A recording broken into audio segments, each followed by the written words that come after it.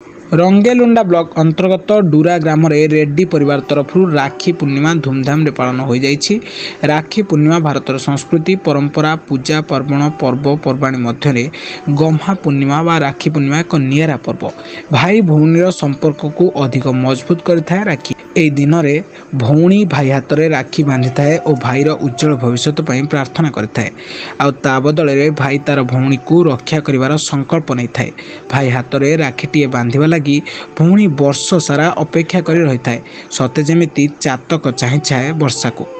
रक्षाबंधन को नहीं गाँ ठू सहर सबुठी उत्सवर परिवेश होता है।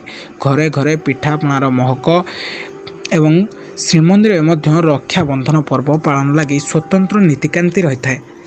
प्रभु बलभद्र श्री जगन्नाथ हाथ में राखी बांधती भौणी सुभद्रा एवं ओडिशा रे मुख्यतः ए पर्वटी कृषि और कृषकर जीवन शैली रे आधारित पर्व भाव में पालन कराई थाए।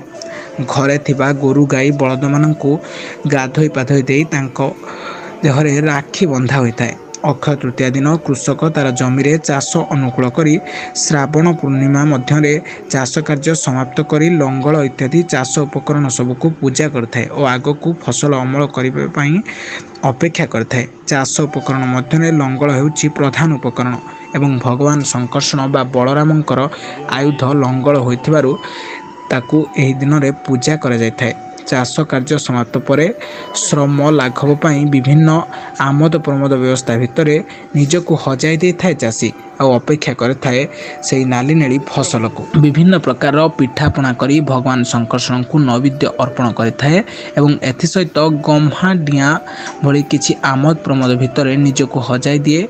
एतद व्यतीत सर्वभारतीय रक्षाबंधन उत्सव प्रचलन देखा मिलता है। भाई भौणी मध्य अतुट स्नेहर प्रतीक भाव में रक्षा सूत्र को भौणी तार भाईर हाथ में पिंधाई तार दीर्घ जीवन कामना करिथाए आ ताकू रक्षा करिवार एक संकल्प मागी थाए। प्रकारांतरे भाई तार भौणीर सुरक्षा निमंते वचनबद्ध होता है एवं पर्व संस्कृति सहित जेतिकी जड़ित प्रकृति सहित मध्य सेतिकी जड़ित।